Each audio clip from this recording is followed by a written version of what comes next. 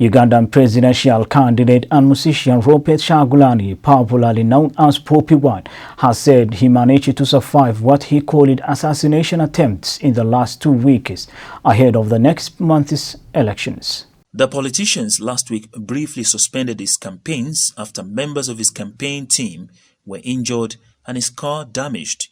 He told international media that there was no level playing field for presidential candidates and the military had taken over policing the campaign process. He said he had to put on bulletproof vests for him to be able to campaign, adding that he managed to survive 2 assassination attempts in the last 2 weeks where bullets have been shot in his car and on the tires and the windscreens. My driver was shot dead and I also survived death on the 13th of August in 2018. But I'm happy to be here.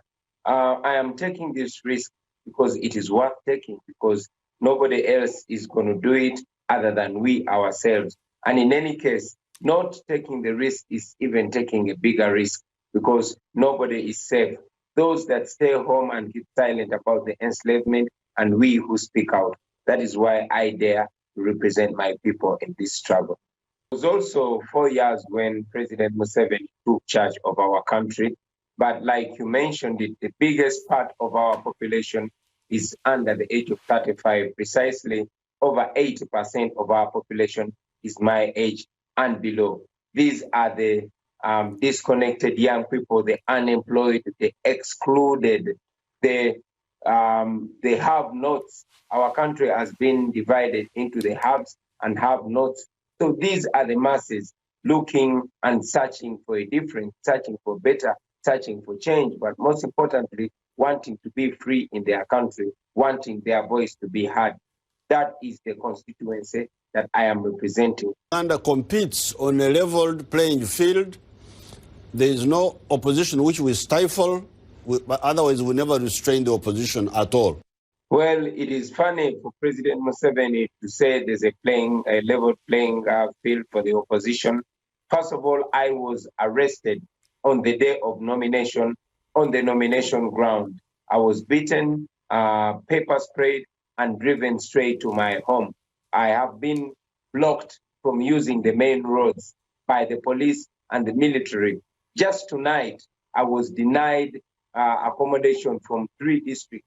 And like I said, the only hotel that was willing to take me in is this hotel owned by my friend, the same hotel where my driver was murdered 2 years ago. I am not allowed to speak on radio stations. The military has literally taken over the campaign process. I am not allowed to access any town. And whenever I try to campaign, I am driven in very, very remote areas where there are no people. Thanks to the dynamics the way they are, because the people, especially young people, have had to walk miles and miles to access us. The only media that I can be allowed on is social media. That is the only media that we have that we can use to communicate to our people. Uganda will hold its election in January 2021. Bobi Wines is looking to unseat President Yoweri Museveni, who has been governing the country for 34 years.